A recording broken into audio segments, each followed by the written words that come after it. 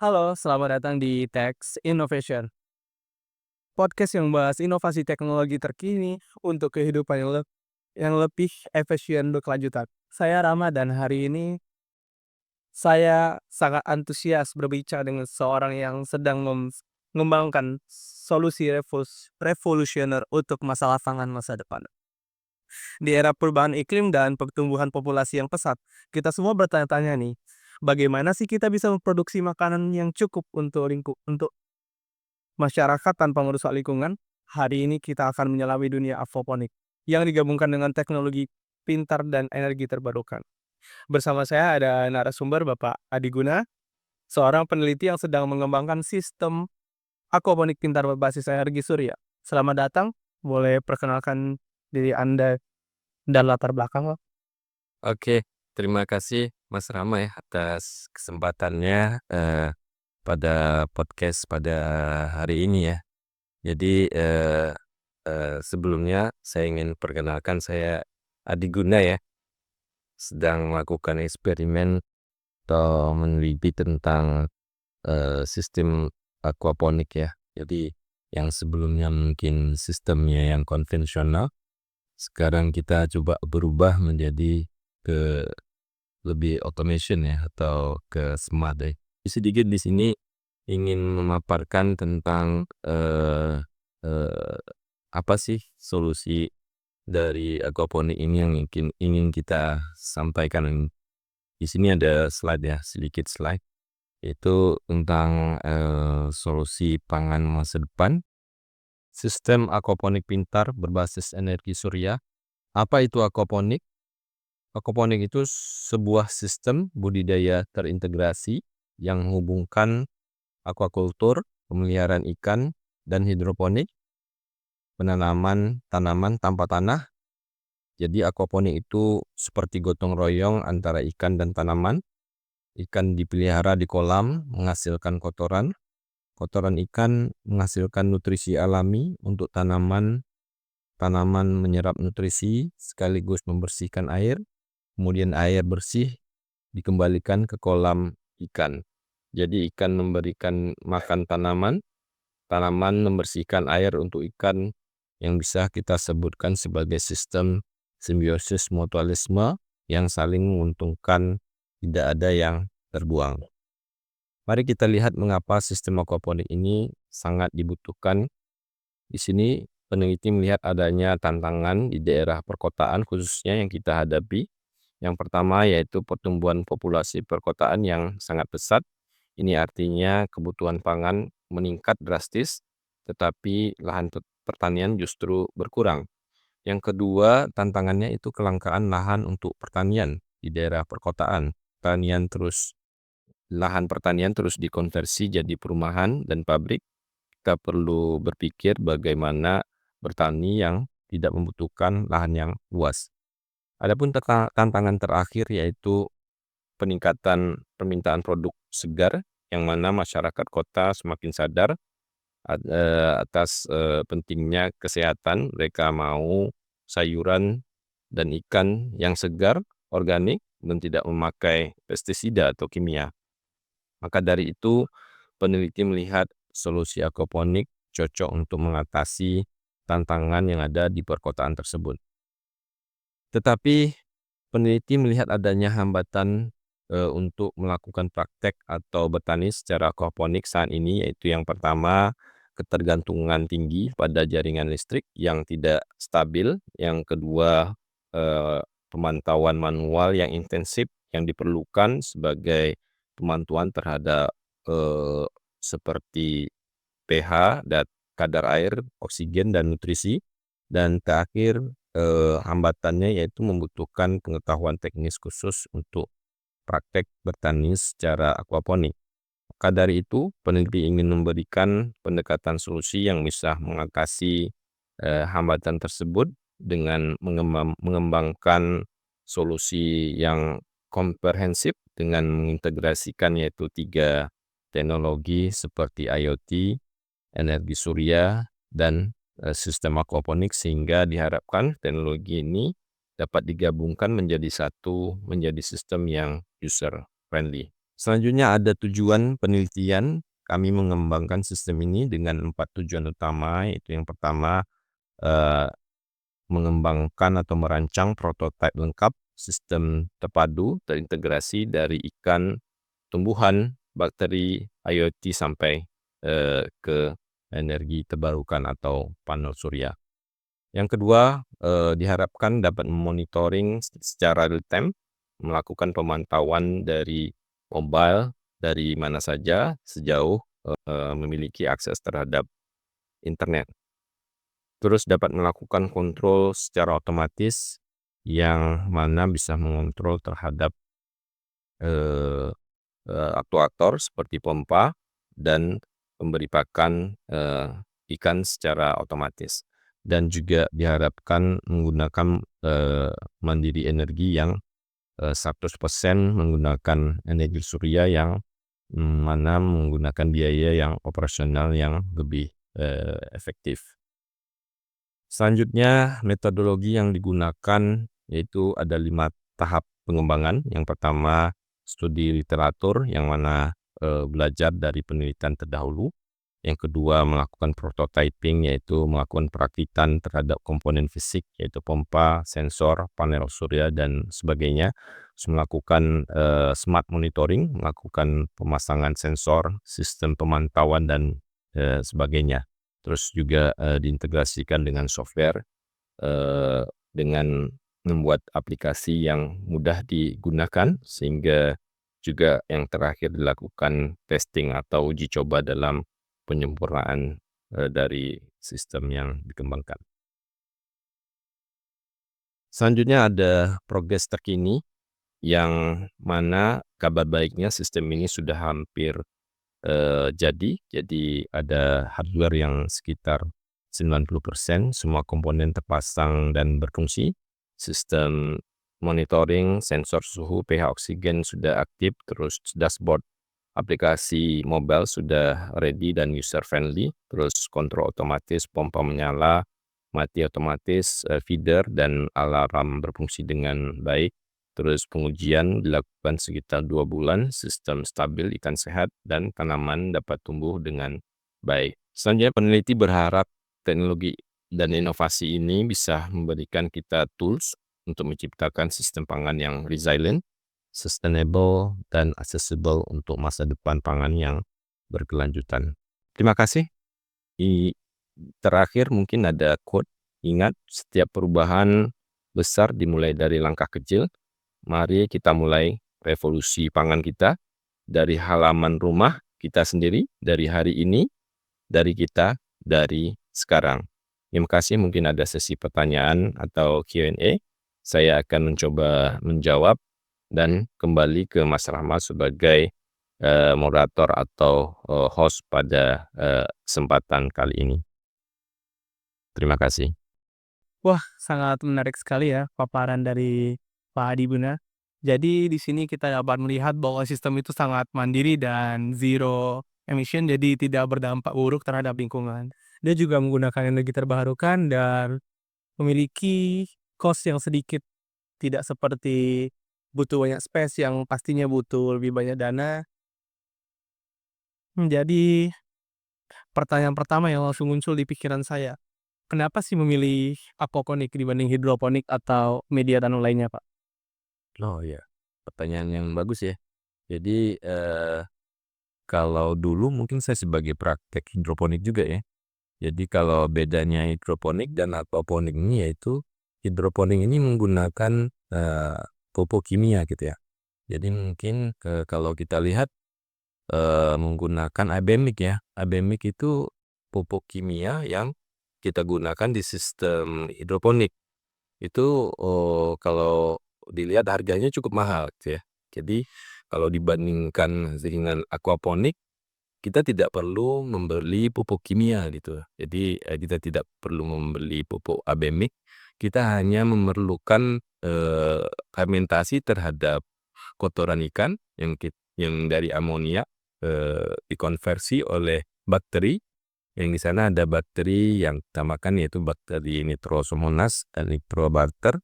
Kita bisa gunakan memanfaatkan bakteri tersebut.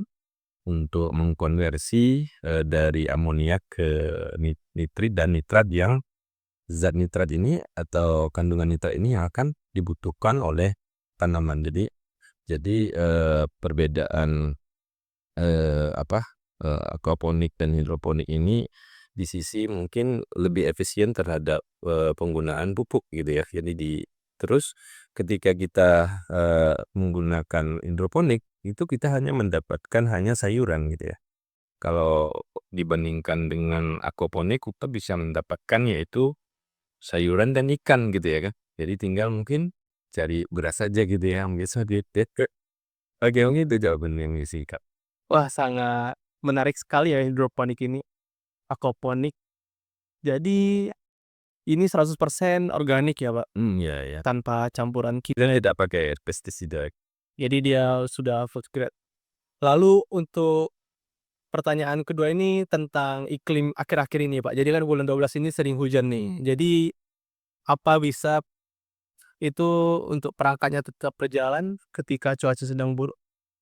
Iya, kalau, kita menggunakan ini ya, solar cell ya, jadi kita pastikan, kemampuan dari baterainya bisa, apa, me meng-cover atau mendukung dari, eee, misalnya untuk menghidupkan pompa gitu ya, atau biasanya menggunakan aerator ya. Jadi paling tidak ketika ada, eee 1 hari atau 2 hari mungkin, nggak hujan gitu ya, kita bisa menggunakan, baterai backup yang diintegrasikan dengan solar panel tersebut gitu ya.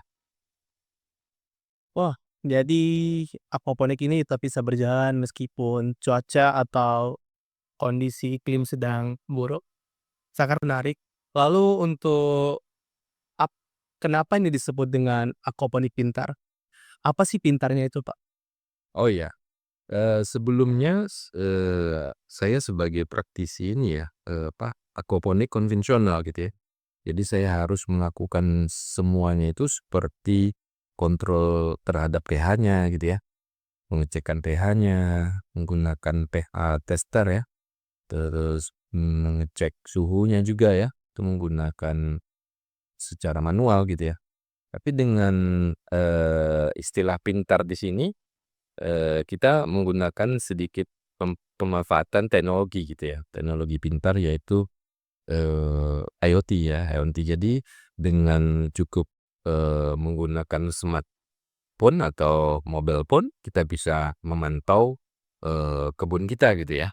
Apakah ada yang anomali terhadap masalah pH-nya gitu ya, atau masalah amonianya gitu ya, atau masalah oksigen dan sebagainya sih, kita bisa lihat di, mobile phone. Mungkin ke depannya juga bisa diintegrasikan dengan, AI ya, artificial intelligence yang mungkin lebih pintar lagi, lebih smart lagi ya, sehingga bisa memprediksi bahwa, eee, misalnya ada masalah terhadap ikan ini ya, terhadap sayuran dan sebagainya. Jadi sistem aquaponik ini sangat-sangat menggunakan Internet of Things sekali ya, Pak. Jadi mulai ada sensor yang bisa ditampilkan secara langsung, pengaturan pakan, tuh, dan kontrol pompa. Lalu juga rencana ke depannya juga sangat bagus. Lalu untuk dari sisi pertaniannya nih, Pak, selain kangkung dan nila, apa ada yang lain bisa digunakan untuk produknya? Ya, bagus ya pertanyaannya. Jadi, selama lebih kurang 3 tahun lebih ya, saya bertani secara, aquaponik ya. Jadi, banyak tanaman yang sudah ditanam ya, yang cocok di sistem environment dari lingkungan terhadap aquaponik ini. Contohnya misalnya timun ya, terus, saya timun tahu kan? Tahu. Terus, gambas ya, kalau gambas, gambas itu sampai subur sekali gitu ya. Terus tomat ya, tomat cherry, cabai juga cocok. Terus, untuk herbal-herbal, tanaman herbal ya seperti kunyit itu sangat cocok. Jadi, bukan saja kangkung, tapi kalau untuk beginner atau untuk awal praktisi terhadap, memulai terhadap aquaponik ini cocok di kangkung karena kangkung akan, kalau sistem baru karena sistem aquaponik ini ketika kita memulai aquaponik, kita seharusnya akan memerlukan 4 bulan hingga 6 bulan sampai 7 bulan untuk memastikan bahwa bakteri itu sudah ada gitu. Jadi berbeda dengan sistem hidroponik ya. Jadi kita tidak perlu begitu 1 bulan kita udah praktek hidroponik udah bisa langsung dan berbeda dengan aquaponik. Aquaponik akan membutuhkan kesabaran karena kita harus menunggu, bakterinya ada di situ gitu. Contohnya bakteri itu ada kenapa? Dengan bahwa fermentasi terhadap kotoran, ikan itu terkonversi dengan baik ke nitrat yang diperlukan oleh tumbuhan gitu ya. Jadi, kalau dari sisi ilmunya mungkin kompleks ya di sistem komunik ini. Jadi bukan sekedar, apa, mmm, sayuran kangkung saja gitu ya, atau tidak sekedar ikan nila saja, bisa gunakan ikan yang lain juga gitu. Seperti ikan lele ya, terus ikan gurami juga ya, seperti itu. Jadi nggak harus ikan nila atau nggak harus, kangkung gitu, jadi bisa gunakan yang lain juga. Jadi untuk tanaman dan ikan rupanya cukup fleksibel dan meskipun tadi penjelasannya cukup kompleks, tapi itu lumayan mudah dimengerti lah ya. Lalu untuk bicara hasil nih, Pak, apa sih bedanya yang konvensional dengan yang kita gunakan ini? Hasil ya, Iya, hasil. hasil. Kalau hasilnya, kalau yang jelas di aquaponik ini hasilnya itu kita lebih organik gitu, ya kan. Karena kalau yang konvensional, eee, maksudnya konvensional pertanian konvensional biasa kan ya, nah itu kan menggunakan pupuk yang kimia gitu ya. Jadi mungkin dengan dengan aquaponik ini kita mendapatkan hasil yang lebih sehat ya kan, gitu ya. Jadi, kesehatan adalah investasi yang paling besar ya. Jadi kalau kita sakit-sakit pun kita nggak bisa mau ngapain ya, kerja sebagainya pun terganggu. Jadi, diperlukan ini ya, apa, konsumsi organik, sayuran organik, ikan pun organik gitu ya kan. Jadi salah satunya itu ya dari perbedaan dari, hasil ya, hasil yang mungkin dihasilkan dengan pertanian biasa gitu ya. Terus kalau dari sisi air ya, air juga, di dilihat dari sistem aquaponik ini, itu akan menghemat air sekitar 90% ya kan. Kita lebih hemat, kenapa? Kita akan atau mendaur ulang menggunakan air yang sama tanpa kita harus membuang ya kan, air yang sama. Jadi kita gunakan terus air yang sama sehingga bisa, eee, aman buat ikan dan tumbuhan, seperti itu. Wah, luar biasa sekali untuk cost yang digunakan jadi sangat hemat dan kita bisa mendaur ulang air. Lalu untuk tantangannya itu selama melakukan aquaponik ini apa sih, Pak, Mhm, tantangan terbesarnya? bagus ya pertanyaan. Jadi, eee, tantangan banyak ya. Jadi salah satunya itu tadi, eee, ketika di aquaponik itu kita harus menunggu gitu, ya kan. Kita harus menunggu 4 bulan hingga 7 bulan untuk sistem itu betul-betul ready. Jadi kita memastikan jadi di sana kita menghidupkan 3 dari makhluk hidup ya. Pertama tumbuhan, ya kan, terus ada ikan, terus ada bakteri. Jadi untuk bakteri itu bisa ada itu membutuhkan jadi itu salah satu tantangan itu. Kita harus, menunggu bahwa baterinya betul ada gitu sehingga bisa, melakukan ini tadi ya, konversi antara amonia ke nitrit dan nitrat tadi. Terus juga tantangannya ini ya, masalah itu tadi, masalah kalau ini ya, nggak panas gitu ya kalau kita menggunakan, Cuaca. cuaca juga. Mungkin yang tadi solar solar mungkin kalau musim hujan 7 hari kita harus memastikan bahwa baterai dari solar panel itu bisa meng-cover terhadap, sistem kita gitu, Kak, itu. Mungkin ada tantangan-tantangan yang lain mungkin yang yang ada gitu ya. Mungkin salah satu yang jadi ditemui ketika kita melakukan praktek terhadap eksperimen terhadap, sistem harmonik gitu. Rupanya untuk tantangan lumayan banyak ya, walaupun mungkin bisa diatasi tapi kita harus sabar untuk menunggu dari si bakterinya hingga kangkung atau ikan yang bisa bertumbuh besar.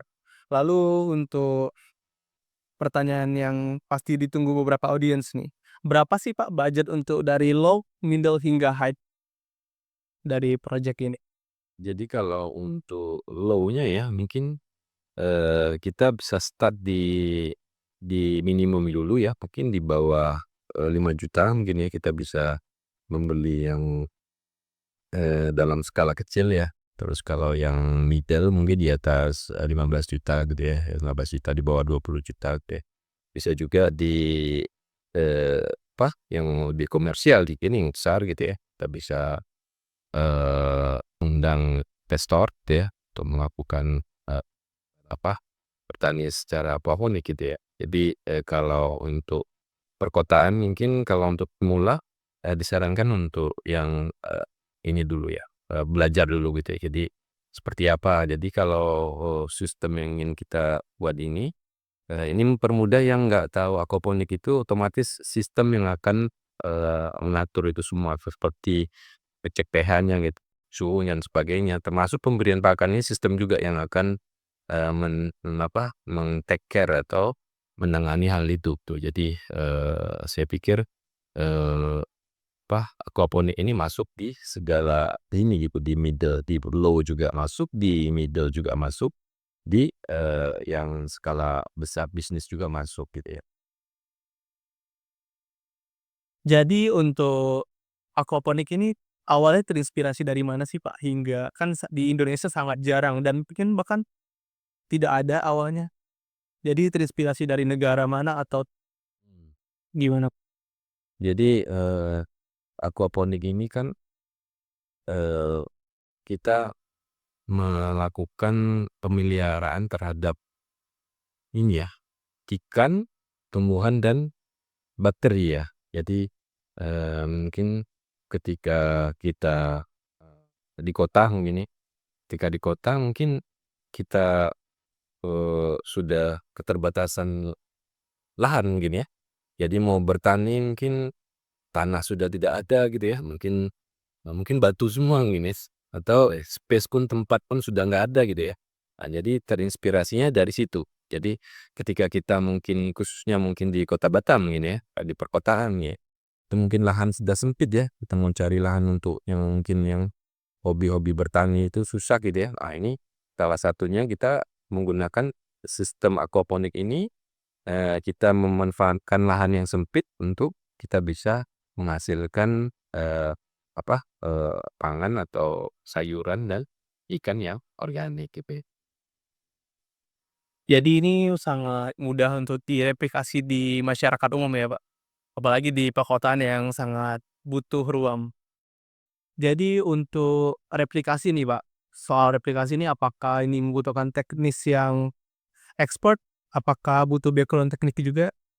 Oh enggak, ini semua background bisa, melakukan praktek ya terhadap, beraquaponik ria namanya kan. Jadi dengan sistem kita mungkin ke depannya akan kita pandu dengan manual-manual guide yang mungkin yang lebih mudah, sehingga bisa membantu siapa saja yang ingin memulai dari, bertanam secara aquaponik. Menarik. Bicara soal berkelanjutan nih, Pak. Bagaimana lingkungan dari sistem ini dampaknya itu bagaimana dampak dari sistem ini terhadap lingkungan, Pak? Atau mungkin ada negara lain contohnya yang udah mengadaptasi sistem aquaponik ini, Pak? Oh ya, kalau untuk negara-negara yang sudah mengadopsi ini aquaponik ini tidaklah hal yang baru ya. Jadi banyak, negara-negara yang sudah mengadopsi, teknologi atau cara bercocok tanam secara aquaponik ya. Terutama mungkin negara tetangga ya, Singapura mungkin. Singapura. Singapura juga sudah, melakukan, bertani secara aquaponik ya. Mereka bahkan menciptakan bioteknologi untuk melakukan fermentasi terhadap atau, bakteri itu sehingga betul-betul kotoran ikan itu akan dikonversi secara pupuk organik. Itu mereka sudah keluarkan itu ya, teknologi itu sehingga, mungkin, lebih ini ya, lebih, bermanfaat bagi mereka ketika mereka tidak, ada lahan yang untuk melakukan pertanian ya. Mereka kan daerah perkotaan ya, terus daerah-daerah misalnya, Arab Saudi gitu ya, mungkin tanahnya yang tanah gurun gitu ya, dan tanah yang mungkin nggak cocok untuk kita bertanam secara konvensional ya. Makanya, teknologi atau melakukan praktek terhadap aquaponik ini sangat cocok juga untuk daerah-daerah seperti itu. Jadi bukan di Indonesia saja, mungkin negara-negara Singapura, Malaysia, dan negara-negara lain udah banyak ya saya lihat ya. Jadi, ini nggak suatu hal yang baru. Berarti untuk negara yang mengadaptasinya sudah banyak ya, Pak? Baik. Kalau untuk benefit lingkungannya memang nyata seperti Singapura kan sudah mengaplikasikannya agar lebih hemat ruang dan tidak mengeluarkan emisi karbon ya, Pak. Untuk pertanyaan tentang skalabilitas, apakah sistem ini bisa di-scale up untuk industri, Pak, jadi sumber tenaga kerja mungkin atau lebih cocok untuk rumah tangga? Iya, tadi, lebih ini ya, lebih masuk di segala lini itu. Apakah tadi di skala rumah tangga juga masuk ya, terus skala bisnis juga masuk gitu ya. Jadi mungkin dari sisi, biaya begini kalau mungkin skala rumah tangga mungkin biayanya lebih mungkin di middle bawah deh. Kalau bisnis mungkin butuh biaya yang besar ya, karena memang kita sadari untuk praktek terhadap aquaponik, kalau kita bandingkan dengan hidroponik, ini untuk skala bisnisnya mungkin lebih besar kita investnya tuh di aquaponik ya kan. Karena apa? Karena banyak yang harus kita siapkan gitu ya. Harus bandingkan dengan sistem Konvensional ya, Pak. konvensional gitu ya. Lalu kalau untuk bidang studi nih, Pak, apa Bapak punya ketertarikan untuk sharing knowledge atau bahkan komersialisasikan aquaponik ini, Pak? Ya untuk awal ini mungkin, eee, share knowledge dulu ya. Jadi bagaimana, pentingnya mungkin ya kita untuk mengadopsi, pertanian secara aquaponik ini ya. Jadi terutama untuk daerah perkotaan yang mungkin lahan-lahannya yang sudah sempit gitu ya. Jadi, ini cocok ya untuk yang mau berminat beraquaponik ria ya. Jadi di sini ini ya, apa namanya, kita juga melihat, eee, banyak-banyak orang-orang terkaya di dunia itu ya, mereka semua seperti yang punya Microsoft ya, punya Tesla dan yang lain-lainnya itu ya, mereka sudah beralih dari teknologi-teknologi tersebut ke, eee, apa, ke pertanian gitu ya. Mereka udah invest pertanian banyak, salah satunya pertanian yang organik gitu ya. Kenapa? Karena teknologi dari pertanian, hasil dari pertanian itu seperti sayuran, ikan itu nggak akan bisa digantikan dengan AI gitu ya. Seperti itu mungkin ya.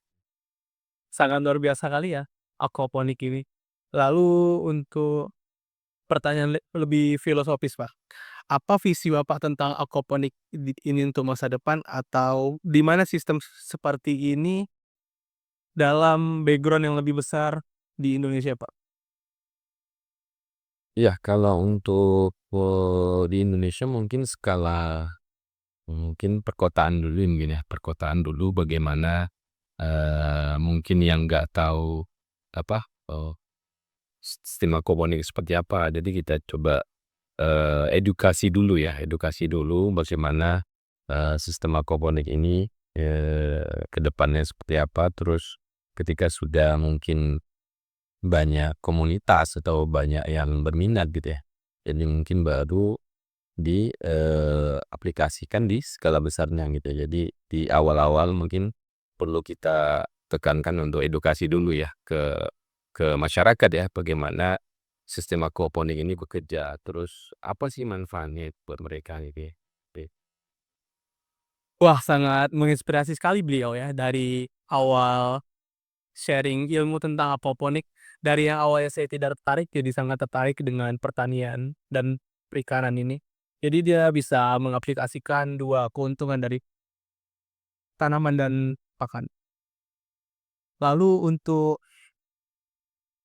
ini Pak, untuk sebelum kita closing ada pesan khusus untuk audiens atau mungkin yang tertarik untuk mulai eksperimen dengan aquaponik atau sustainable farming? Oke, mungkin bagi yang berminat ya untuk mempraktek bertani secara aquaponik ya, mungkin ke depannya mungkin akan kita, buatkan guidance-nya lah ya, guidance-nya atau mungkin tutorial yang mudah gitu ya.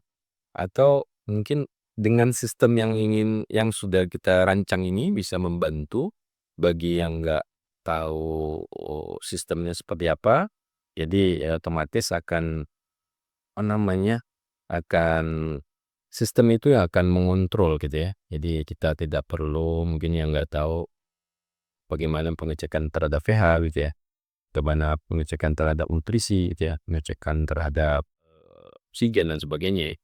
Jadi dengan sistem kita ini mempermudah bagi mereka, bagi masyarakat tentunya ya yang akan berminat untuk, bertani secara aquaponik ini, sehingga mereka bisa mendapatkan hasilnya gitu ya, hasilnya yang mungkin kita bisa, bimbing ya dari awal mungkin ya prosesnya seperti apa, terus, di skala kecil mungkin ya, terus, sehingga mereka betul-betul merasakan bahwa, eee, mereka mendapatkan sayuran yang organik mungkin ya, terus ikan yang sehat gitu ya, yang bagus untuk dikonsumsi gitu ya. Jadi mungkin, apa namanya, di awal itu kita perlu, mengedukasi lah intinya ke masyarakat luas ya, sehingga, mungkin masih banyak yang belum tahu bagaimana sih memulainya gitu ya. Mungkin dengan menggunakan sistem yang kita rancang ini, menggunakan IoT bisa membantu mereka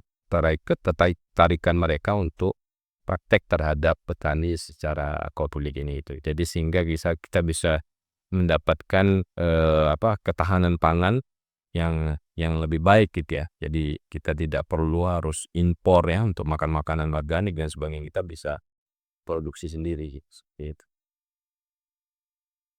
Untuk dari yang Bapak sampaikan tadi untuk memulai ini Pak, apa ada panduan atau jurnal yang agar masyarakat umum bisa mengerti bagaimana tahapan untuk membangun aquaponik ini Pak? Ya, kalau jurnal ini banyak ya.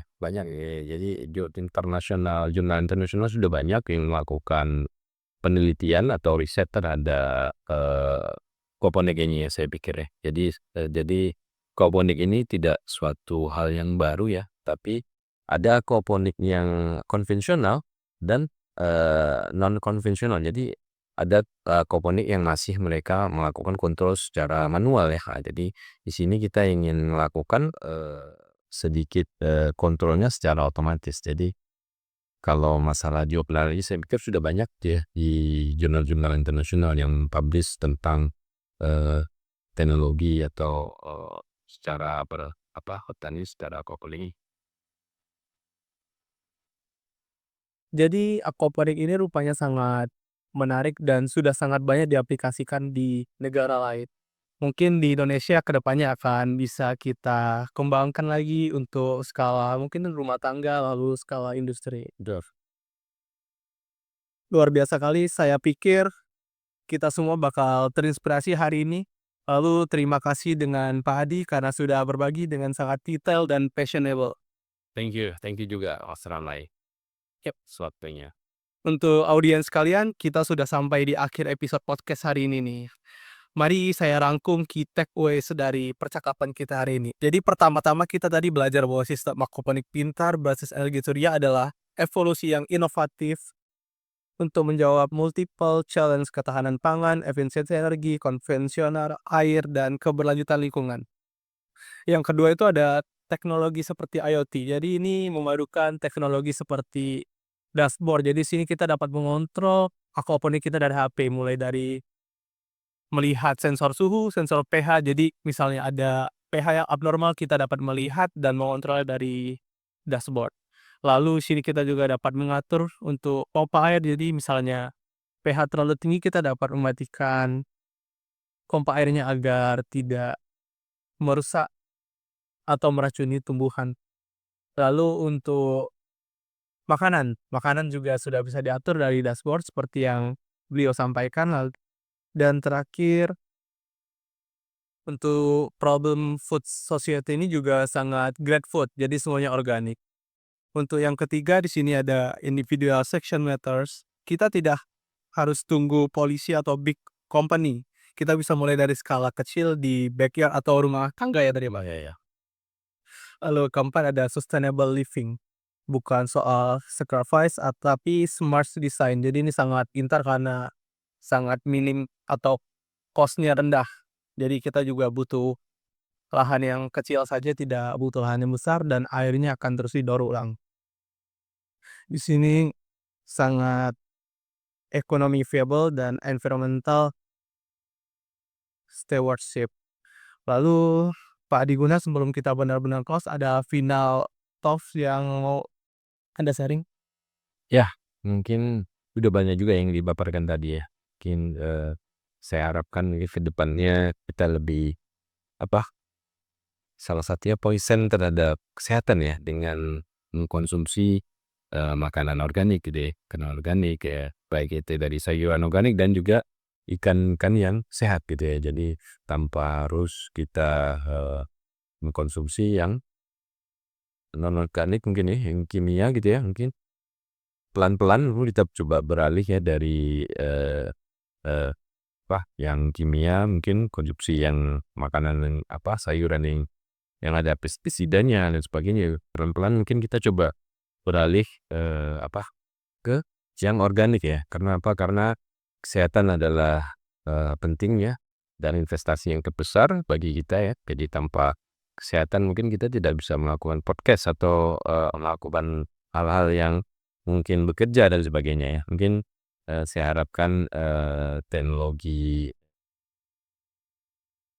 aquaponik ini akan berkembang ke depannya ya. Jadi bisa juga bermanfaat bagi masyarakat yang mungkin, yang perlu kita edukasi lebih lebih lebih dalam ya, sehingga mereka mengerti apa sih aquaponik itu ya, sehingga bisa bermanfaat buat orang yang banyak, khususnya mungkin, daerah perkotaan atau Indonesia mungkin secara luas ya, mungkin seperti itu.